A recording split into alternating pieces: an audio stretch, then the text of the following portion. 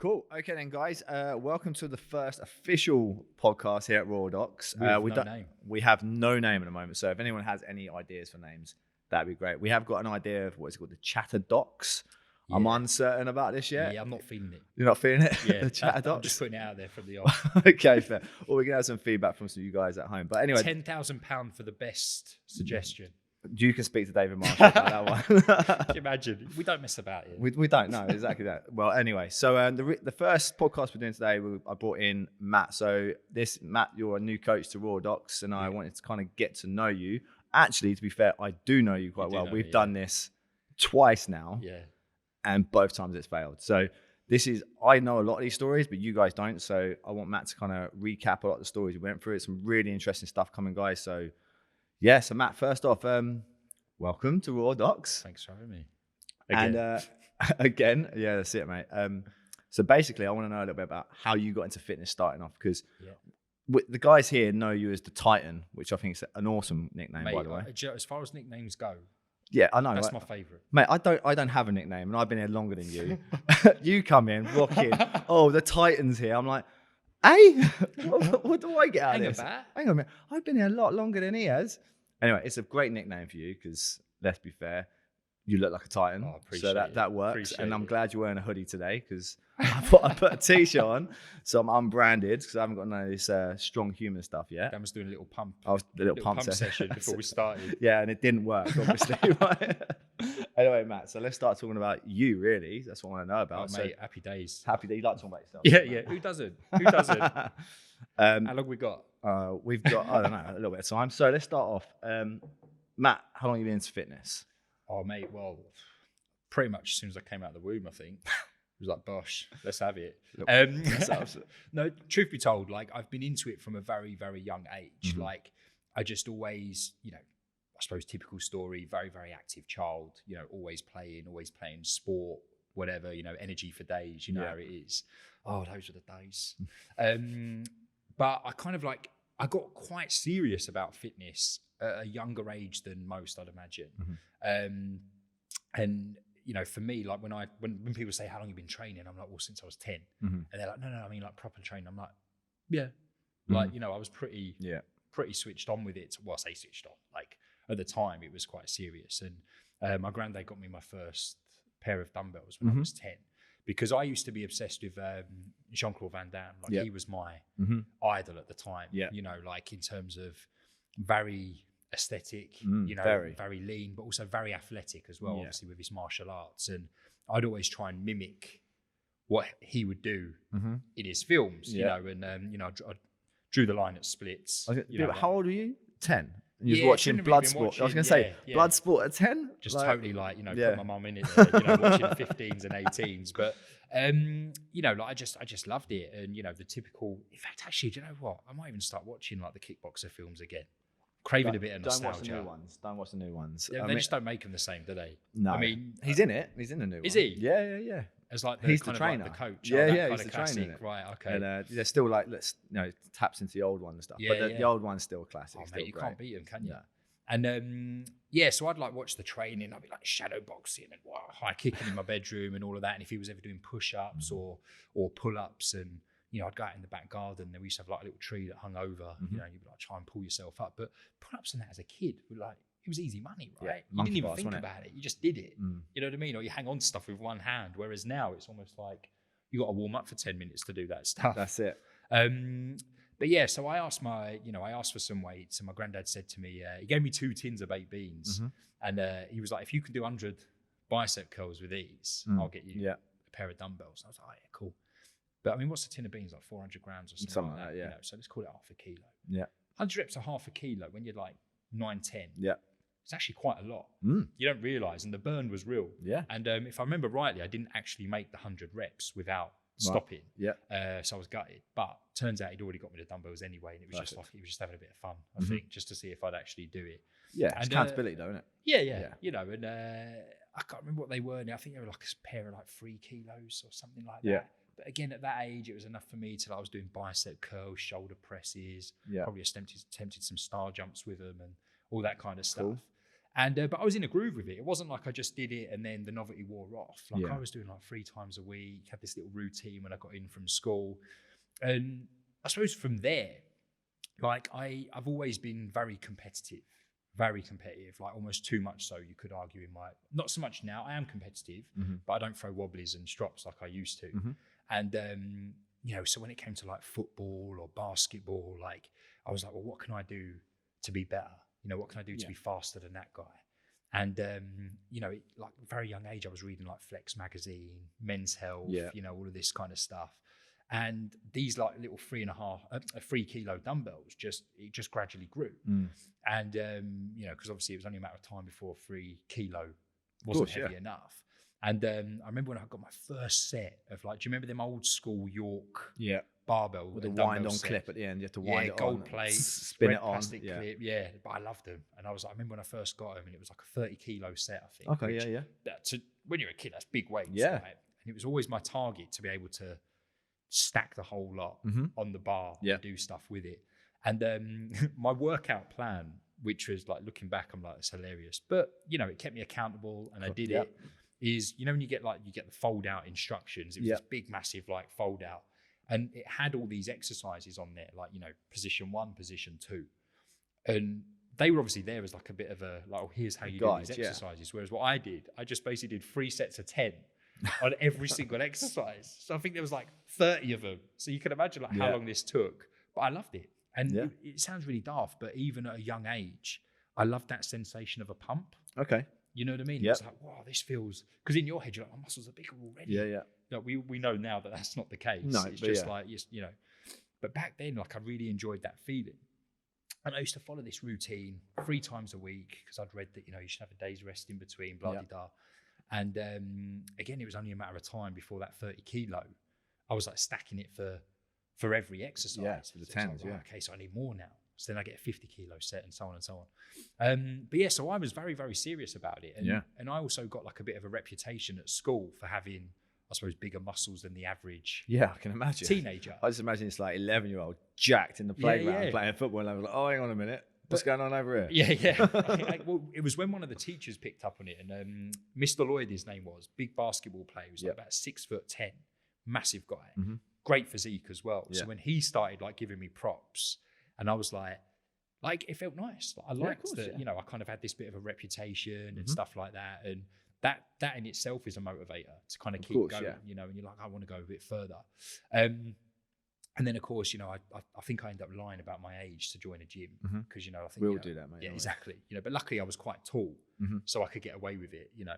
And I was just like, I'm 16. I think I was about 13 at the time, and managed to blag it. But interestingly, you know, like, you know, it's kind of like a bit of a diversion now, was when I did kind of start getting a bit of a reputation for kind of having, you know, like pretty decent physique, like the teachers were giving me props. I enjoyed that. I enjoyed seeing the carryover it had to, like, at the time I was playing football. This was before I started playing rugby, and I could definitely, I felt faster. I felt like I could just run for ages, you know, when everyone else is getting tired, like, gosh, I kept going. So then this is when I suppose you could say like things took a bit of a turn for me, because all of a sudden I became quite obsessed with it all. I was obsessed with, like, you know, being a certain body fat percentage, because I'd read about it, you know, like, oh, you know, you should be this body fat percent, like, blah-de-da. And I just got into that whole more is better mentality. And I'm like, well, if I train this much and I look this way, I can perform this way, and I'm getting props from people, from the adults as well, right? And I'm getting attention from girls, like, you know, I was like, well, I'm gonna do more, because then I'll get even better results. More's better, right? Yeah.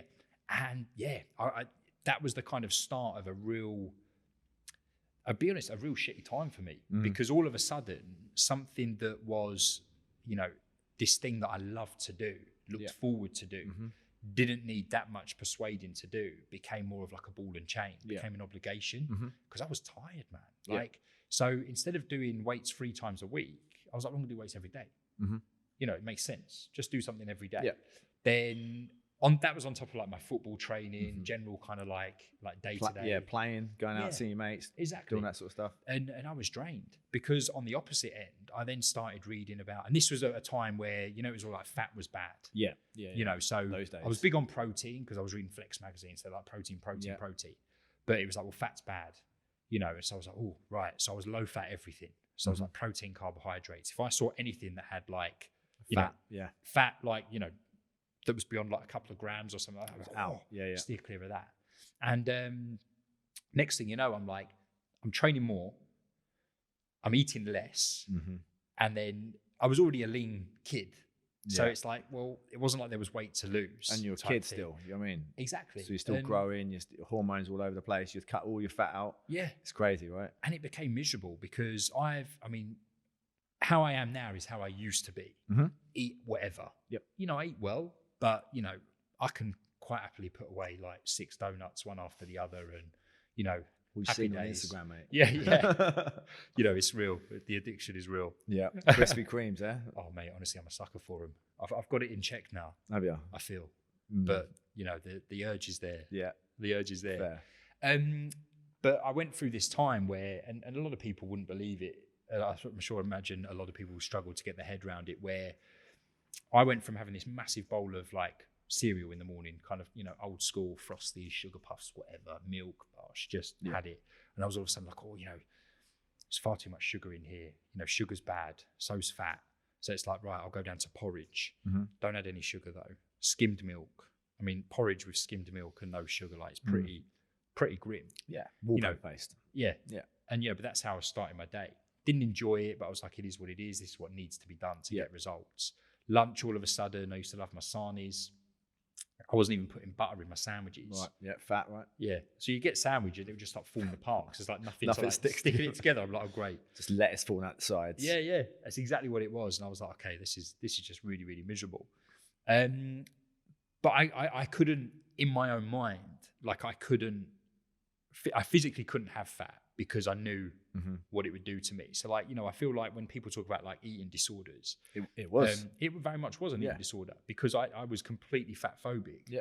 And, you know, like in a very uneducated way though, you know, I was very ignorant because I'd quite, you know, I at one point would smash like a load of marshmallows because they were just really high in sugar, but zero fat. Yep. So I'm like, oh, that's cool then. Yeah. You know, I'll put those away. Then of course I got to that point where fat was bad and sugar was bad. So I was like, right, I'm just eating like dry as hell protein and carbs with very, very little taste, you know, no condiments, that kind of stuff. And yeah, I was miserable. But it got to a point where my mum, I mean, I'm an only child, so me and my mum are like mega close. We talk about everything. And she became convinced that I had got into drugs.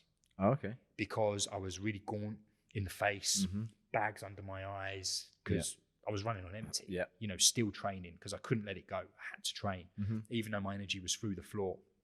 And I was like, Mum, look, you know, I talk to you, but I was really shocked that my mum thought that about me. You know, I was like, I couldn't believe it because I'm anti that. Like I've never done that kind of thing. And so I was a bit like, well, no, but she was like, yeah, but like almost like, look at you. Yeah. Like, you know, like there's something's changed. Yeah.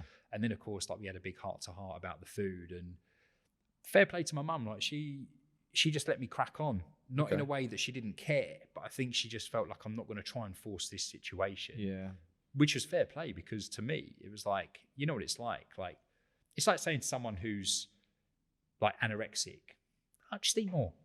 Yeah, it's not going to happen. Yeah, you look great. Just eat more. Yeah. Like, you know, they'd be like, oh, right, okay, yeah. Cool. Well, it's similar to depression, right? When people say, well, just cheer up. Like, just be happy. Yeah. So, like, there's so much to be happy about. Yeah. It's like, well, that doesn't really help now because that's not going to solve the issues. Exactly. But dig deep and where is it coming from and let people discover and support them whilst they discover their own way out. At their own pace, right? You know, and I think if anything, the more, because my nan tried to force it. Yeah, but your nan was probably older school where she was like, oh, you know, I know what's best for you, darling. Do this, it'll help you. And it's like, she was doing the best you could, but that's the way they dealt with it back then. And fair play to your mum. She didn't go down that way. Her mum probably was going to go that way. So. Yeah, mate, that's exactly what it was. And like, if I was ever staying with my nan and she'd make me eggs, I was in that kind of like bodybuilding style breakfast. I was like, I want 6 eggs, but only one whole one.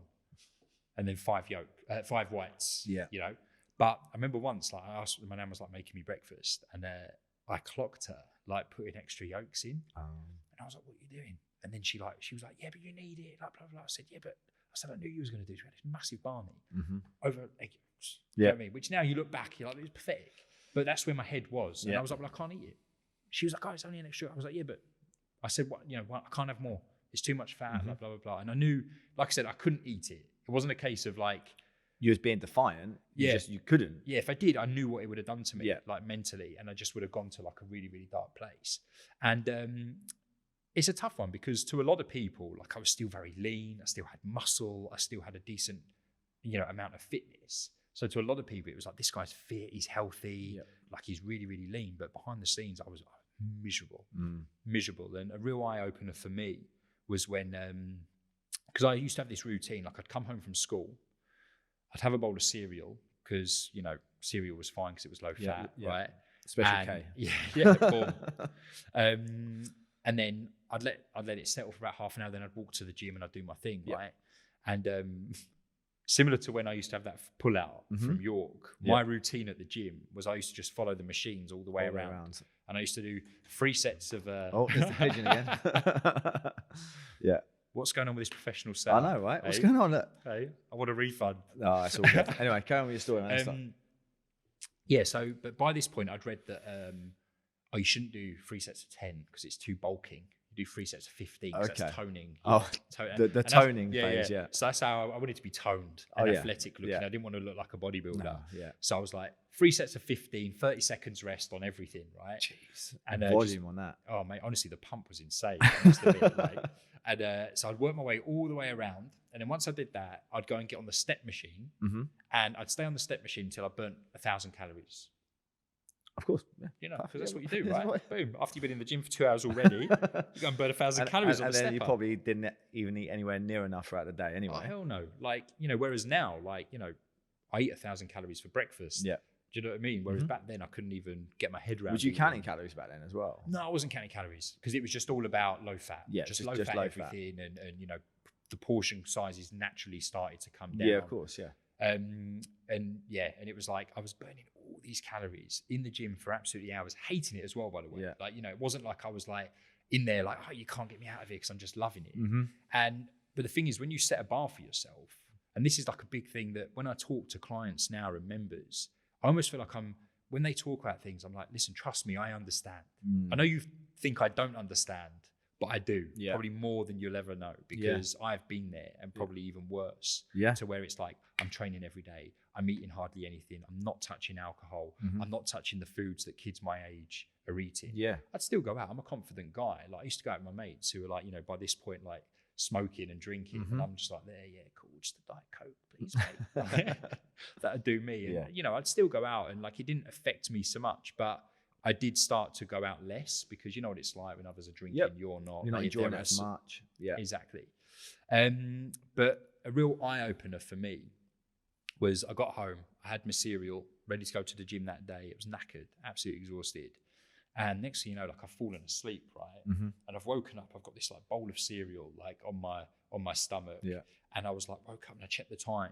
And because I can't remember how old I was, but I was at an age where I still couldn't use the gym whenever. Right. Because of my age and my membership, I could only go between certain times. Okay. Yeah. And I checked the time and I basically missed it. By the time I got to the gym, it would have been, you can't train now because the junior gym is over. And I just started crying because I couldn't get my head round doing it. Do you know what I mean? Started bawling my eyes out. And I remember thinking like, God, like I'm a teenager crying because I can't go to the gym, even though I'm absolutely knackered. Yep. I just want to sleep. Clearly needed it because I just fell asleep. Don't even remember like trying to sleep. And I think I ended up just going for a big run or something like that because I was like, I have to do something. And I think it was proper old school, whack some ankle weights on and just go and run until like, I'm caked in sweat. And I think the hard thing was, and it sounds really, really, well, I say it sounds daft, but it was what it was. And it was a time that I couldn't, forgive me if I'm just like non-stop chatter. Mate. No, mate, it's really interesting. It's a really interesting point you're making, to be fair. But I couldn't see a way out of it. Yeah. I was like, this is me now. Because in my head, I can't go to the gym and just do some squats and some pull-ups and It's not be enough. done with it. It's not enough anymore. Yeah. It's like, this is where I've set this bar now. I have to do every machine. Yeah. I have to do my 1,000 calories, not 900, not 500, Mm-hmm. has to be the 1,000. Yeah.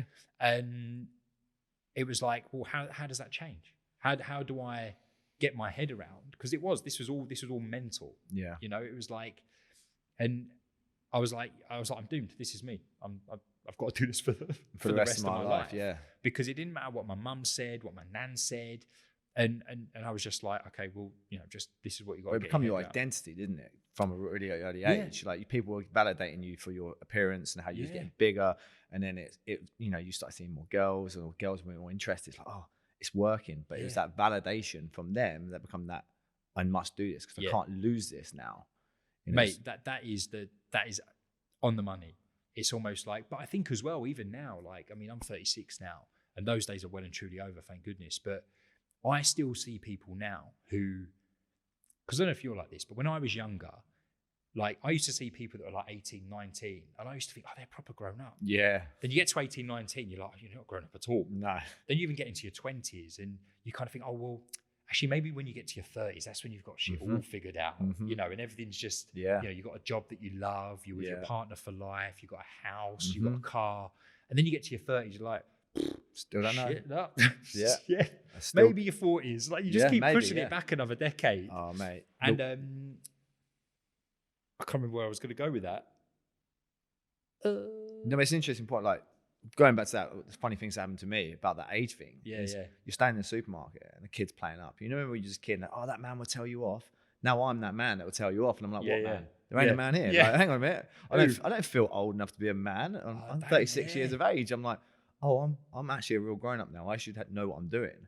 Yeah. And you suddenly realize that adults don't have their shit wired. Mate, I definitely don't have my shit wired up and know what I'm doing. And I think that's kind of like going back to your training. There's always that talk about it's dangerous for kids to get into training too early. And in a way, it's because the identity is, they're still growing for their identity. It's not a case of physically it's going to be damaging. I think there is an element of mental damaging as well, because you should let kids try everything. Go and play this, go and play that. Don't become a specialist in anything when you're a kid, because your identity becomes that, and then that becomes your world. I mean, I was there with athletics. I started athletics when I was like 12, and it became my world. I would train 4 or 5 times a week on the track or circuit training this lot, and they were my crew, and I did nothing other than with them. And then when that kind of dispersed, who am I? Yeah. And that was a question I had to ask. Who am I? Because I was Dan, the runner guy, and like you were Matt, the gym guy. Yeah. And if you don't go to the gym, who am I? And I think that's a really interesting question. I think even adults have the same thing. And like, you sharing that story, I think is really important. One, because everyone looks at you and goes, oh my God, he looks lean, he's jacked, he's known as the Titan. He must have everything figured out. And I think it's really good, not that it happened to you, because obviously it was awful that you went through that, but you've got the experience that you can now share that to someone. Exactly. And even though they look at you and go, you don't understand that. Oh, mate, I understand. And I understand more than you probably think I do. Yeah. And then I'm the other side of this now. Yeah. Look where I've come to, and I can help you and guide you. I can't do it for you, because we can never do it for someone. Yeah, of course. And the same way your nan was trying to do it for you because she just loved you and wanted it. But your mum did the right thing and said, look, I'll be here. Yeah. If you fall, I'll pick you up. Yeah. But you've got to you've got to do this yourself. For sure, man. And I don't know about you, because I would say with mental illness and stuff like that, with like your eating disorders, and for me, depression, I had it really badly, but you almost feel yourself slipping sometimes and going back. But being there means you've got a way out. You've almost got the map, and get the map out and go, right, where am I? I know my way out. Let's find this way out. So if you start slipping and start getting a bit more finicky about what you're eating and start thinking a little bit, oh, what am I doing? Like, I still look all right. I'm still happy. Is this really worth me tracking every 5 minutes of my day? Is it really worth that? Am I going get extra good by tracking this bit? Oh, I've got a little bit of a love handle. It's been winter. It's been Christmas. I enjoyed myself. It'll go. Exactly. But it becomes obsessive, right? Food becomes obsessive. Training becomes obsessive. Because if we create identities around these, that's where we go wrong. And it doesn't have to be fitness. It can be anything. But anything that we identify with and it validates our life, we run with. And it can work on the other end of it as well. Like I used to train a guy who loved the gym, but also loved to party as well, right? Mm-hmm. But he had almost gained a reputation for being this big drinker. Yep. And I think he enjoyed just having a bit of a rep. Mm-hmm. And it was like, oh, you know, so-and-so can put it away. Mm-hmm. Like, oh yeah, you know, no one's going to keep up with him. Yeah. And it was almost like he had to keep up that appearance, Mm-hmm. because if he ever was like, yeah, I'm just going to take it easy tonight, fellas, he'd be like, oh, what are you talking about? You know, like, Yeah. You know, and he even said to me, he was like, I almost feel peer pressured into being that guy. Yeah. And he said, like, there's part of me that likes it because it's nice to feel like, you know, I'm the guy. Yeah, exactly. And I was like, yeah, but mate, like, you're a grown ass man. Like, it's time for you to put your foot down. Like, this is your health we're talking about. Yeah. And I said to him, like, again, like, I can relate, but this was someone who was actually in their late 30s. You know, again, at that age where supposedly, when things like that aren't supposed to get the better of us. But I think that's the reality. And I think, like, we think that of a certain age, you know, all this is going to be in order, all that's going to be in order. And I think, you know, some people, it does happen a bit earlier than others. Like, but I do feel that there's people in their 30s, 40s, 50s that still don't have shit figured out. 60s, mate. Exactly. Still have insecurities, still worry about what other people think. Yeah. Like, I'm at a point now where genuinely, I don't give a shit what other people think about me. Unless it was someone who I actually held quite dear to me. And it was a surprise that they felt a certain way. But I'm a bit like, do you know what? I'm me. I'm never anything but me. You either like me or you don't. And you're not going to please everybody. However, I would be lying if I said I didn't enjoy having a bit of validation from other people. And going back to you saying, like, you know, I got this nickname like the Titan. Love it, right? But I do sometimes feel like it almost brings a bit of pressure with it as well, because it's like, well, I've got to perform because, you know, that's what I do. And funny enough, you know, the High Rocks event that we did, like, because prior to High Rocks, I probably would have said I was a bit over that. I just do my thing. It is what it is. But when we did the High Rocks event, which was that crazy kind of like, you know, 1 kilometer 8K run. Yeah, with a load all this other stuff in the middle. Yeah, like, which to look at, I was like, well, done plenty of running, done all those other activities. Put it all together. Let's just make it happen. And I knew within like 5 minutes, I was like, today is not going to be my day. Right. I don't know what it is. I don't know if it's just my head's not in the game. You stood around for 2.5 hours watching everyone else do it. Your event weren't until the afternoon. Yeah. Like, most people would probably have rocked up 45 minutes an hour before their event. You was walking around cheering everyone on. You'd done how many steps before? About 12,000 steps. Exactly, before you even started. Exactly. So give yourself a bit of credit there. But you know, you just know. Yeah, I know. And it was more that, like, I was like, this is going to be a grind. And in my head, I'm like, you know, the RD fam are here watching me, which, don't get me wrong, is amazing. Of course it like, is. You know, that support is just like, and I even got a bit emotional on a couple of the left, so everyone was just like cheering me on. Yeah. But then straight away, my head went to that place of like, I'm letting them down because I'm struggling. I'm not performing as well as I think I could. Yeah. Like, it would have been different if I was like, do you know what? I'm giving this everything I've got here. And, you know, regardless, But I was giving it but it was like my 100% on that day wasn't the 100% that I know I could give. Yeah, you wasn't happy with your performance more so than anything else. It's like you knew deep down that this wasn't going to be your day. Yeah. You couldn't give what you wanted. So, like, mentally you wanted to give more, but your body wasn't playing ball. Yeah. You know, we've all had those days in the gym or race day or whatever. And you then had that added pressure because this new crew, you're now, you know, new coach here. Yeah. There's a crew standing there. You've cheered them on. They want you to succeed. And that's all they want. You know, that's all we wanted is you to do the best you could do. But deep down, you knew you couldn't do the best you could do because it wasn't there today. Yeah. So you was like battling this demon of head, body.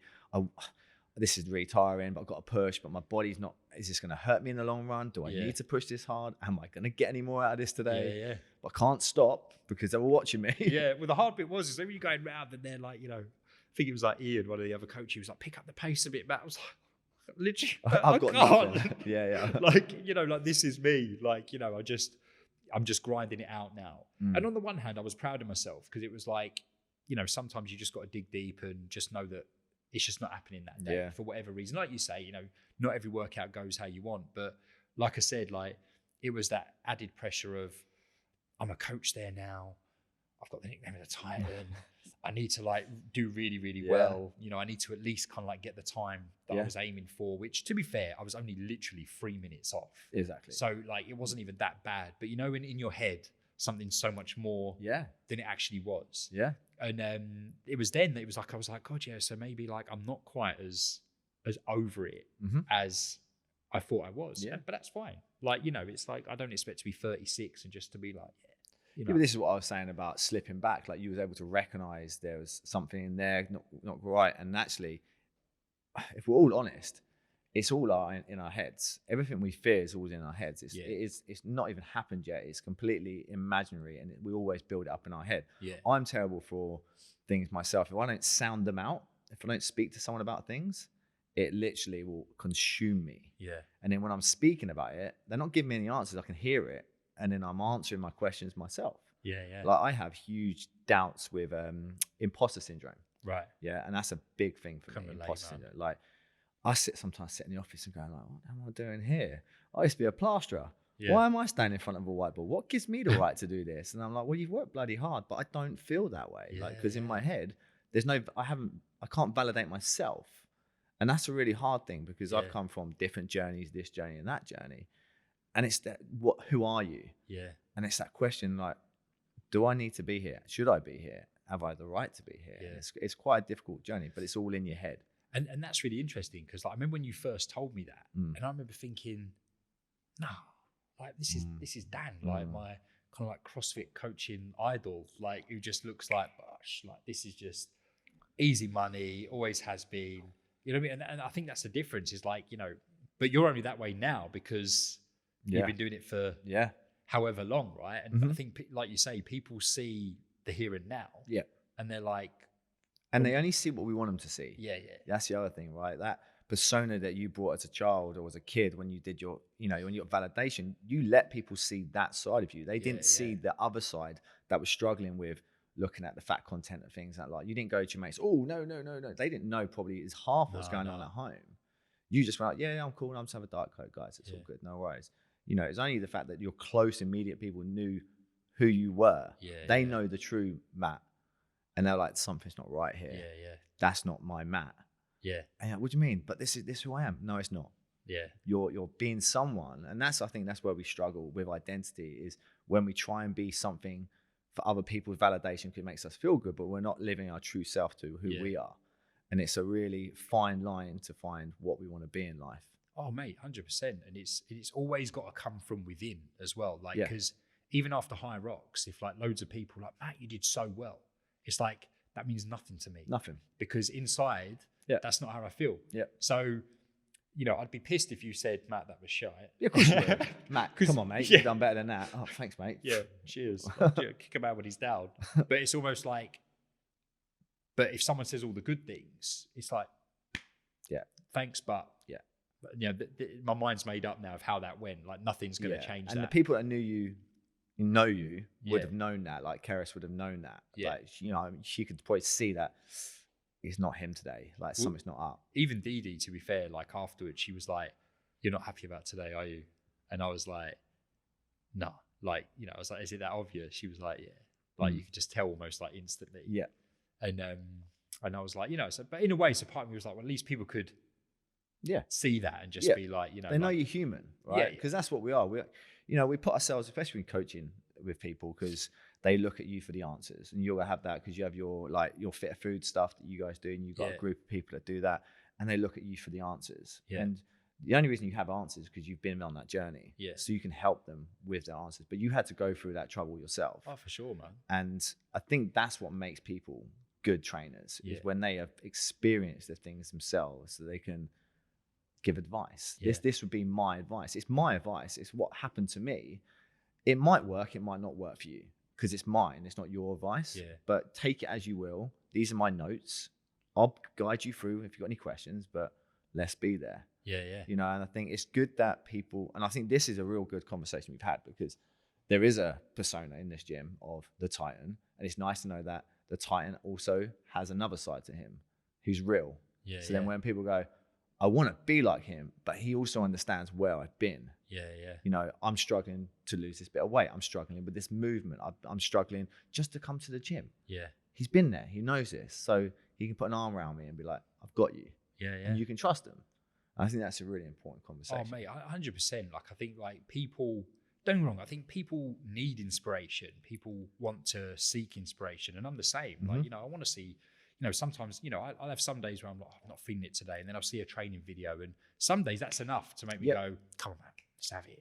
Little fire. whereas other days it just isn't doing it. And it's like, I just need to have a rest day today. And I probably get more interaction on social media when I put a post up saying that a workout felt horrendous and I stopped it halfway through because it just weren't happening, compared to being like, gosh, absolutely smashed this Metcon today. Like, what? Because people are a bit like, oh, well, because that's what you do. You just, you smash every workout. Yeah, I think that's the way with social media, how things have come though, if you think about it. It's like when we were younger, we had our idols, but we only saw the odd bit from them. Yeah, it was like, cool, they're winning. But with influencers now, like they're everywhere, right? And everyone's always winning. Bloody influencers. Everyone's always getting a PR.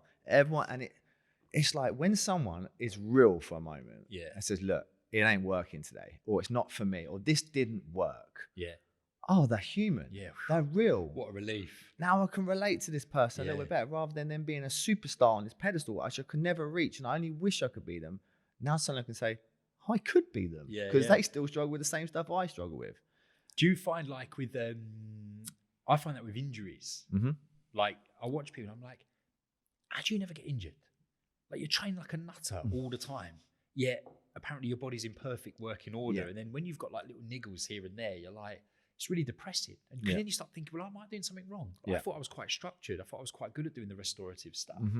And then I won't say the name, but there was someone who, fit that description. And then it came to light that they'd been like injured for however long, had an operation, but rather than actually post about it, they just had all their old video library and old photos and just kept putting them out and just like changing it a little bit. And I was like, on the one hand, I got it because it was almost like, but I'm known as this guy. Yeah, exactly. But on the other hand, I was like, yeah, but you're not being legit, man. Like this, to me, like that was the perfect opportunity to go, guys, I've had this operation on my knee or my elbow, whatever, here's my journey back to fitness. Because to me, that's inspiring. I'm like, someone who's actually come back after having like a bit of a, real kind of like, shit, I can't train. I can't do this thing that I love that's a part of me. And I've got to dig deep and, do rehab exercises, which are dull as hell. But, but again, like, I suppose that is one of the downsides of social media, right? It's almost like... Yeah, you speak to a member here and they're like, I haven't PR'd this or I haven't PR'd that. And like, why are you stressing? And like, but you go on social media and you follow, I don't know, let's say 500 people. Yeah. Every day you might see 6 people that PR'd something.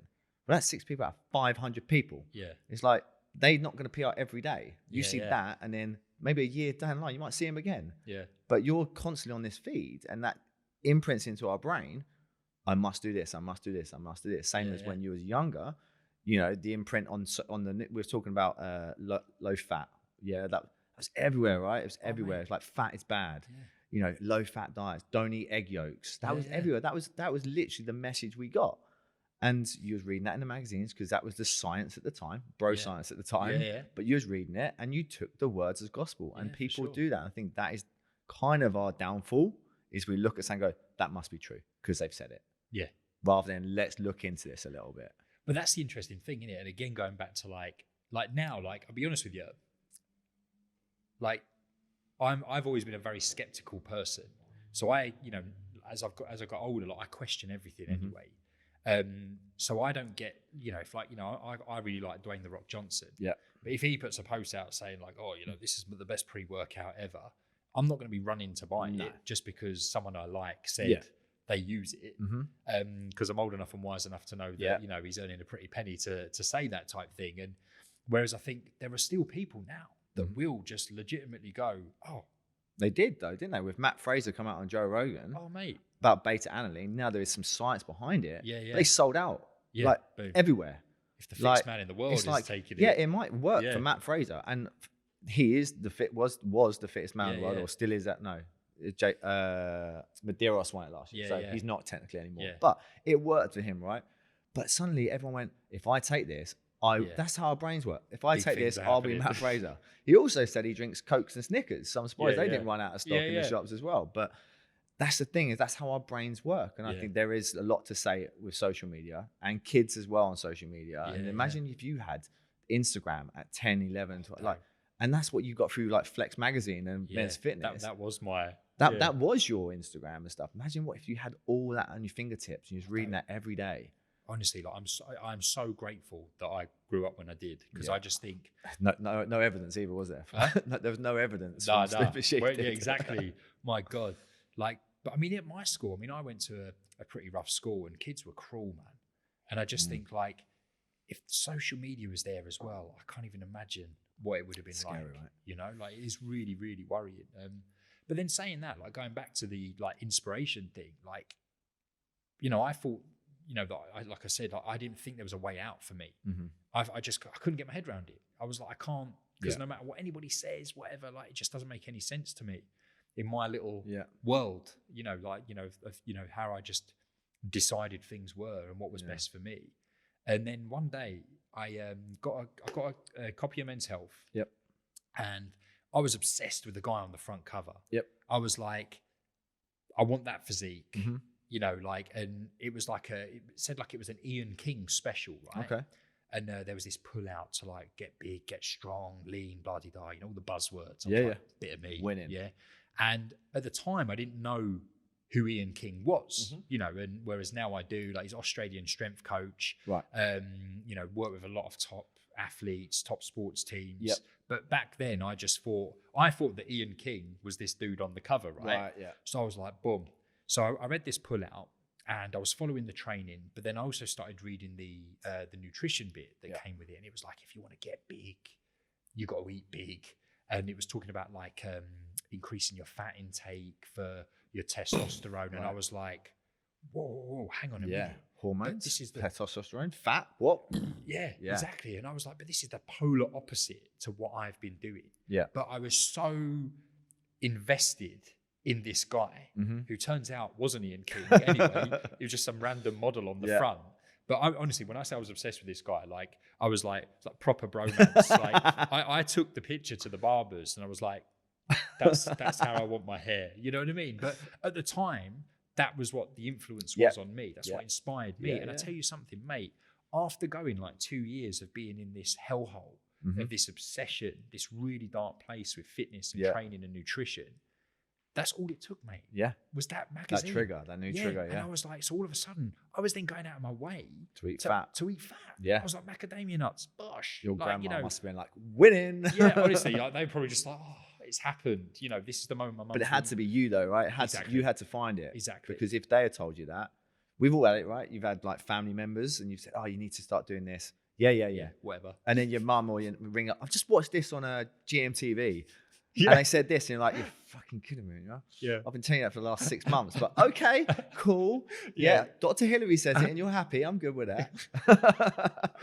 Honestly, like, I mean, my nan probably was like the most relieved because she, like, I could tell it was stressing her out, whereas my mum was like playing it cool and it was a bit like just kind of went with the flow. Yeah. But yeah, and that was it. That was honestly, as cheesy as it sounds, that edition of that magazine, Men's Health, changed my life. Mate. Literally. Because all of a sudden, I remember thinking, oh my God, like the weight off my shoulders of like, it's like, I can eat the foods I enjoy again.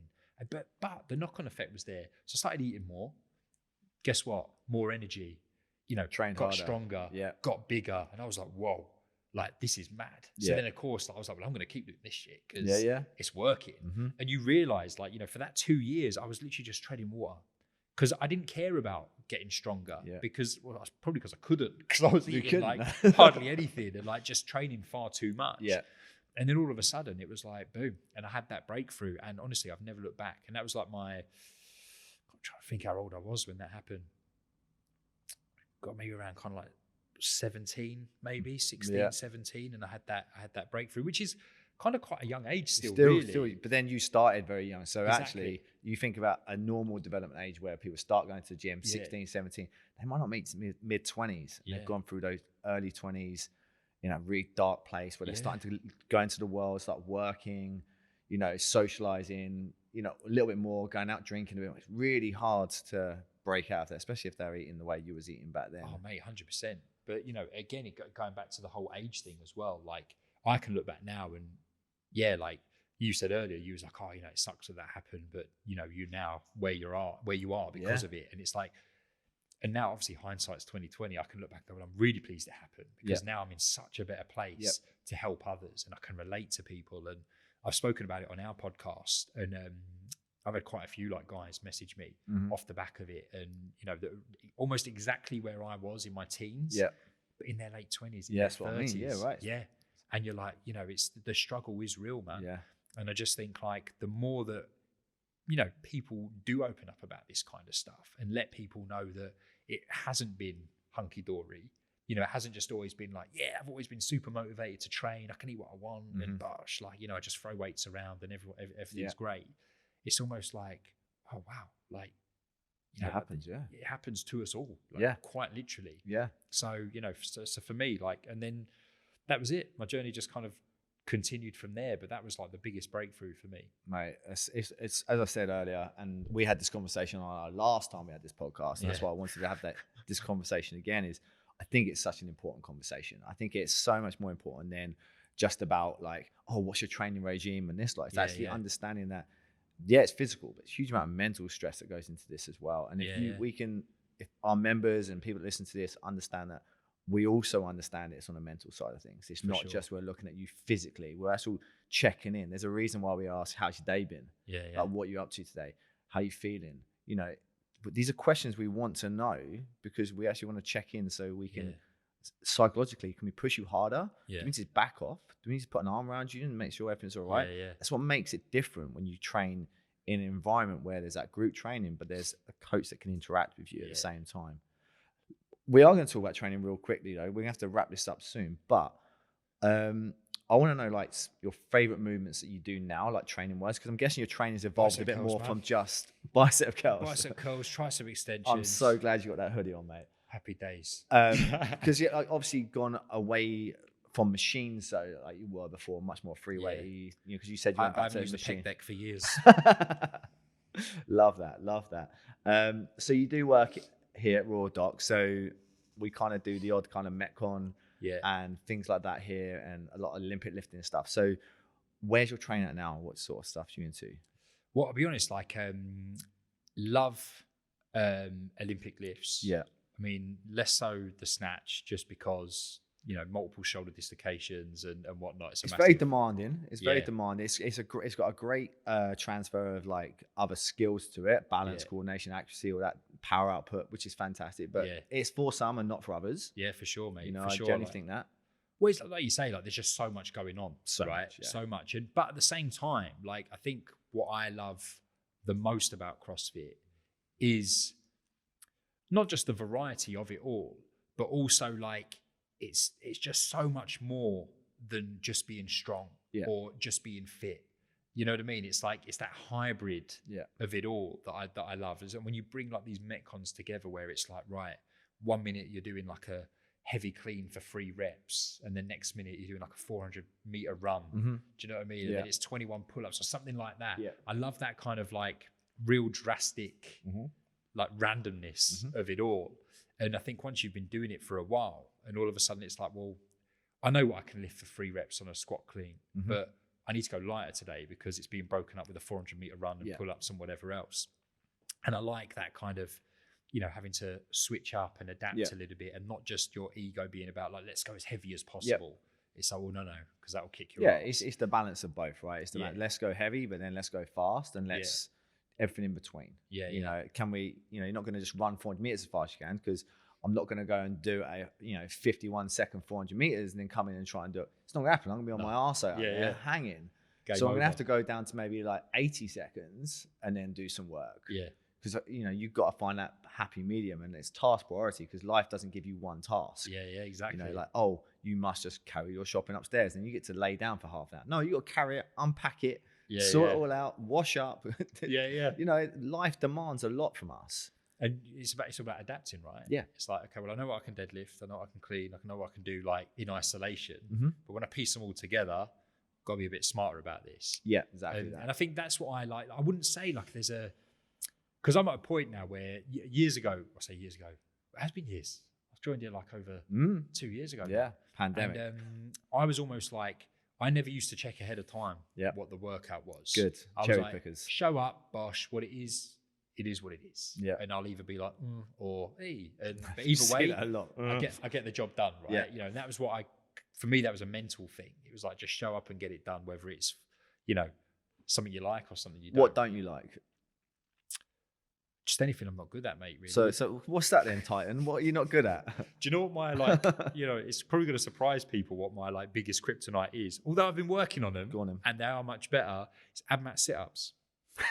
I just don't know what it is. I don't know if it's because I'm top heavy and it's extra work, but I think I've done 1 or 2 WODs where they haven't cramped up on me. I bet you could probably do a GHD setup better than an ab mat setup, probably, right? Yeah, probably. You can use those big old hip flexors That's to get yourself boom. up, right? But yeah, I remember the first time, I can't remember what rep scheme it was, and I was like, after about 20, I was like, whoa, what's going on? And, you kind of have to stop and quickly lay back. Yeah. Oh my God, my abs are going to go. But again, this is what I love about CrossFit. It's you identify something you're not so good at, and you're like, well, I'm going to work on that. Do you know what I mean? And then when you do get better at it, that in itself for me is so much more satisfying than deadlifting a new PB. Yeah. I remember whenever there was handstand push-ups, my shoulders used to just blow up on them.